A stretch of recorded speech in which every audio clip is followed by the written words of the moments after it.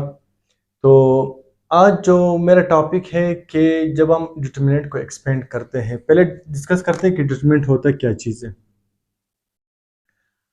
आप लोगों ने डिटरमिनेंट के बारे में पढ़ा होगा मैट्रिसेस में। अगर फर्ज करते हैं हमारे पास मैट्रिक्स हैं, तो अगर आप इसका डिटरमिनेंट लेते हैं तो फिर हम इसको दो वर्टिकल बार से डिनोट करते हैं, और जब आप इस डिटरमिनेंट को एक्सपेंड करते हैं यानी इसके साथ जब आप खेलते हैं तो ए को डी के साथ मतलब मल्टीप्लाई प्रिंसिपल डायगोनल या मेन डायगोनल ए डी, फिर माइनस लगाते हैं, फिर ये सेकेंडरी डायगोनल बी को सी के साथ या सी को बी से, उससे फर्क नहीं पड़ता। लेकिन ये माइनस कहाँ से आ जाता है? लोग कहते हैं कि ये मेथड है, बस ठीक है मेथड है, गुजारा कर लेंगे, लेकिन इसका लॉजिकल रीजनिंग है कि ये माइनस कहाँ से आए, वो हमने आज डिस्कस करना है। और इसी में आपका कंसेप्ट क्लियर हो जाएगा। ये जो मैट्रिक्स हम क्यों पढ़ते हैं, आपने पढ़ा होगा साइमल्टेनियस इक्वेशन। फर्ज करते मैं आपको एग्जांपल देता हूँ, कहता हूँ कि मेरे पास दो नंबर है, अगर आप उसको प्लस करते हैं तो उसका आंसर 4 के आता है, 4 के बराबर आ जाता है, और अगर इनको माइनस करते हैं तो इसका आंसर फर्ज करते 8 के इक्वल आता है। तो मुझे बताओ वो दो नंबर कौन से होंगे? इस तरह के इक्वेशंस को मालूम करने के लिए हम ये जो मैट्रिसेस का कंसेप्ट लेते हैं। ये तो दो इक्वेशन है, अगर ये 3 हो जाए 4 हो जाए तो फिर हम क्या करते हैं, मैट्रिसेस के मदद से आसानी से सोल्व कर सकते हैं। नहीं तो इसको मेथड बहुत से हैं कि इनको कैसे सोल्व करते हैं, by method of equating the coefficient भी है, और या सेपरेटिंग एक वेरिएबल को सेपरेट करना भी होता है। लेकिन चूंकि हमारा टॉपिक मैट्रिसेस से है तो हम उस रिस्पेक्ट में देखेंगे, उस कंसेप्ट में। तो फर्ज करते हमने ये समझना है कि माइनस कहाँ से है, क्योंकि हमारा मेन टॉपिक यही है। तो ये जो अभी मैंने इक्वेशन लिखी, अगर मैं इसको जनरल में लिखना चाहूँ, 1x plus b1y is equal to c1, a2x plus b2y is equal to c2। अभी तो मैं जो लिखे थे वो तो स्पेसिफिक थे, ये जनरल है। मतलब अगर मैं आपको इधर एक्सपेंड कर दूं, ये इस तरह समझाने की कोशिश करूं, 2x plus 3y is equal to, फर्ज करते हैं 9, और इधर आपके पास आ जाए 3x plus 3y is equal to 5। अगर मैं इसको सेम ले लूँ तो आपको ज़्यादा इससे कंसेप्ट क्लियर हो जाएगा। अब ये स्पेसिफिक है क्योंकि इसमें 2 ये जो x के कोएफिशिएंट है वो क्लियर है, लेकिन यहाँ पर मैंने a1 a2 b1 b2 लिया है। इसका मतलब कि यहाँ पर कुछ भी आ सकता है। ये जनरल है और ये स्पेसिफिक क्वेश्चन है। अब ये माइनस कहाँ से आया? ये माइनस इस इक्वेशन को जब वो सोल्व कर रहे थे, वो पहले ये कंसेप्ट नहीं था डिटरमिनेंट का। वो कैसे करते थे, इन दोनों का रेशियो और इन दोनों का रेशियो लेते थे। ये देख ले, इन दोनों का रेशियो का मतलब है कंपैरिजन। इसको इस पे डिवाइड करते थे a1 अपॉन a2, और इसको इस पे डिवाइड करते थे। अगर इन दोनों का रेशियो सेम आता, अगर इन दोनों का रेशियो सेम आता तो फिर उसका जो डिटरमिनेंट है वो पॉसिबल नहीं था, यानी उसका सॉल्यूशन ही पॉसिबल नहीं था इस इक्वेशंस का। क्यों? क्योंकि जब आप इसको सोल्व करते हैं तो आप दो तरीके से इसको सोल्व करते हैं। एक आपके पास मेथड है क्रैमर्स रूल, मैं आपको इधर लिखवाता हूं क्रैमर्स रूल। क्रैमर्स रूल क्या कहता है कि अगर आपने x मालूम करना है तो a1 determinant divided by a determinant, ये आप लोगों ने पढ़ा है। और इसी तरह मैट्रिक इन्वर्जन मेथड भी ज्यादातर यूज होता है, matrix inversion method. Matrix inversion method, matrix inversion method क्या होता है? ए इनवर्स, क्योंकि इन्वर्जन इनवर्स से निकला है, A inverse is equal to adjoint of A divided by A determinant. अब आप ऑब्जर्व कर रहे हैं कि ये जो डिवाइड में डिटरमिनेंट मौजूद है, ये डिटरमाइन करेगा कि इस इक्वेशन पर्टिकुलर इक्वेशन की जो सॉल्यूशन है वो पॉसिबल है या नहीं। तो अगर ये डिटरमिनेंट 0 आ गया तो फिर ये फार्मूला अप्लाई नहीं कर सकते। क्यों? क्योंकि अगर डिनोमिनेटर में 0 आ जाता है तो फिर वो फार्मूला अनडिफाइन हो जाता है, पॉसिबल ही नहीं है। क्यों? ये देख लें, अगर 2/0 में लिखता हूं तो इसका कोई मतलब नहीं बनता। क्यों?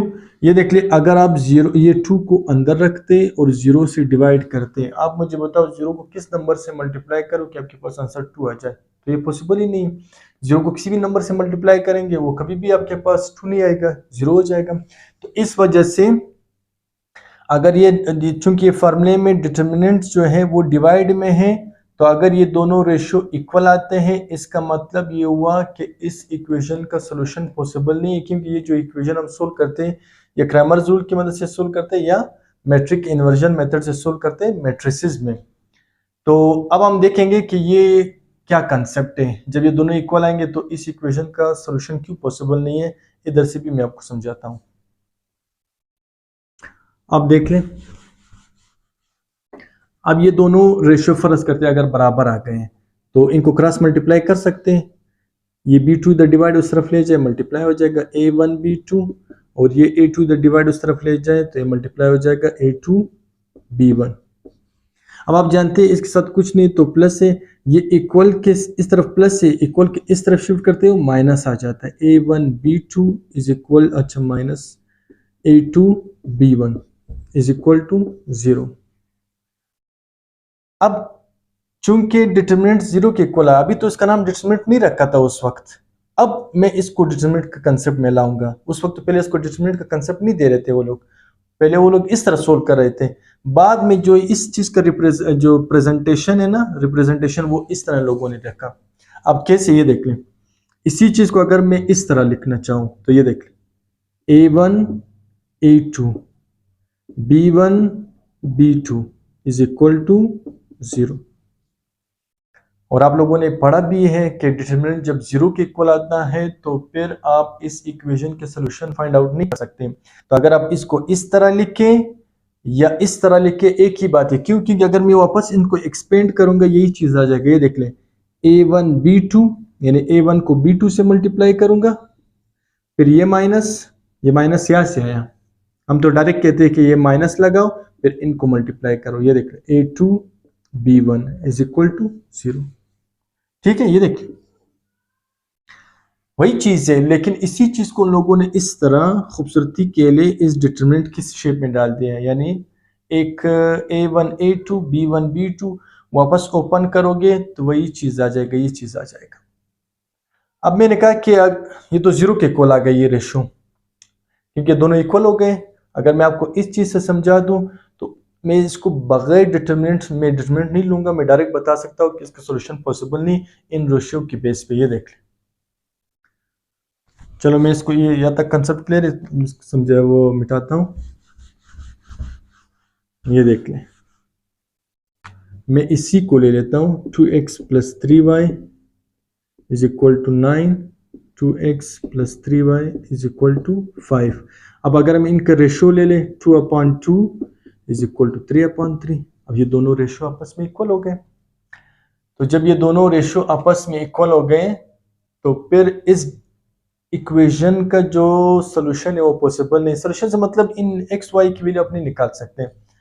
अब ये तो मैंने आपको डायरेक्ट बता दिया। अगर आप इसको डिटरमिनेंट से एक्सपेंड कर दें तो ये आपका a1 b1 a2 b2, ये देख लें, ये आपका a1 और ये आपका b1, ये आपका a2 और ये आपका b2। अगर आप इसको डिटरमिनेंट अगर फर्ज करते हैं कोई भी, मैं इसका नाम दे देता हूँ a, अगर मैं इसको एक्सपेंड करूंगा तो ये देख लें, 2 को 3 के साथ मल्टीप्लाई करेंगे, फिर माइनस क्यों है वो पूरा कंसेप्ट आपको दे दिया, 2 को 3 से कर लें। और आप लोगों ने पढ़ा है कि जब भी डिटरमिनेंट 2 3 6 माइनस 2 3 6 तो 6 में से 6 निकाल दे, आंसर 0 आ जाएगा। ये देख लें, तो फिर आप लोग लिख देते कि which is singular matrix, therefore the solution is not possible. तो ये कंसेप्ट है असल में कि ये जो माइनस है ये कहाँ से आया, ये कंसेप्ट यहाँ से आया।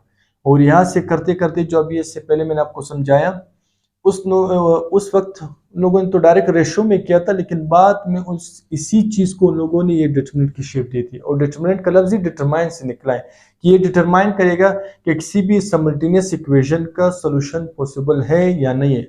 अगर ये रेशो बराबर ना हो जाए, अगर ये रेशो बराबर ना हो जाए, फर्ज करते हैं कि a1/a2 is not equal to b1/b2, फिर आप इनको क्रॉस मल्टीप्लाई कर लें, a1 b2 is not equal to A2 B1।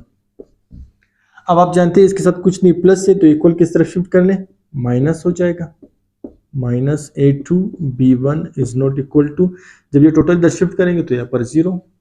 ये फिर बाद में आपको समझाऊंगा कि नेक्स्ट वीडियो में कि ये अगर प्लस इक्वल की तरफ जाते हैं माइनस क्यों हो जाते हैं, वो फिर हम डिस्कस करेंगे क्योंकि बेसिक क्लास हम ले रहे हैं उसमें। अब देख लें इसी चीज को अगर आप डिटर्मिनेंट की शेप में लिख लें, इसको मैं इसको दोबारा लिखता हूं, इसी चीज को अगर आप डिटर्मिनेंट में लिखना चाहो तो इस तरह भी लिख सकते हो, A1 A2, अगर A1 A2 इधर लिख लो कोई फर्क नहीं पड़ता, इससे क्या फर्क पड़ेगा, B1 B2 is not equal to 0।